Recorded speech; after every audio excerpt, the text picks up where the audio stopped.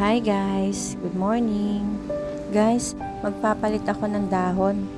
Natutuyo na kaya papalitan ko. Pansin ko guys, medyo matagal tong matuyo. Parang mga 1 month na tutuyo sa bote ko eh. Maganda rin to sa loob ng bahay, sabi nga nila sahod yaman. Mabilis din kasing sumuwi ang mga dahon ng sahod yaman dito kaya binabawasan ko. Pinapalitan ko lang siya ng tubig tapos ayun, kapag natuyo na, pinapalitan ko na siya. Guys, yung bote ko, DIY lang yan. Kung may time kayo, pwede niyong panoorin sa reels ko. Ayan, pampaswerte sa bahay. O, diba? Ganda, fresh. And yung mga photos ko, guys, babawasan ko na rin. And guys, tingnan nyo yung ginawa ko dati, oh. Sumusuwi na siya. Merong namatay, pero okay lang. Humahaba na to, gugupitan ko na, guys, kasi parang hindi na siya magandang tingnan. Nagmamadali ako guys kasi grabe yung init. Tagos na tagos sa balat. Harapan naman to. Papalitan ko na rin pala ng tubig to guys. Saka lilinisan ko yung bote nito.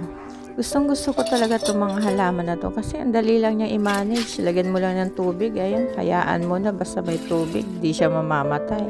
Saka guys, money plants daw talaga to. Saka lucky plants. Malay mo, swerte naman to sa bahay. Di gawin natin. Baka kakatayan natin sa loto, majakpatan natin, di bongga, milyonarya agad tayo.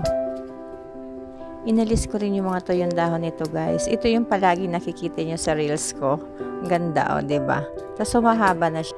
Kumuha lang ako ng alambre guys kasi iikutin ko siya dyan tapos tutusukin ko siya para gandang tingnan. Parang malago siyang tingnan, diba guys? Pero kapag hindi ko na ma-manage yung haba niya guys, pinuputol ko na rin tapos nilalagay ko na sa tubig.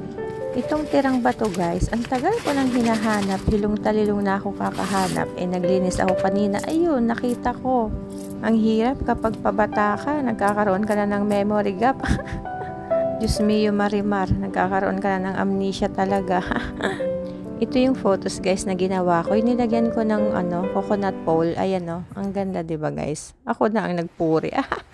Sa ibabaw ko ng ref yan nilagay. Wala pa akong patungan kaya basahan lang muna. Tapos ito guys, palagi nyo nang nakikita yan sa reels ko. Yung pink na patungan. Ginawa ko yun. Made of newspaper.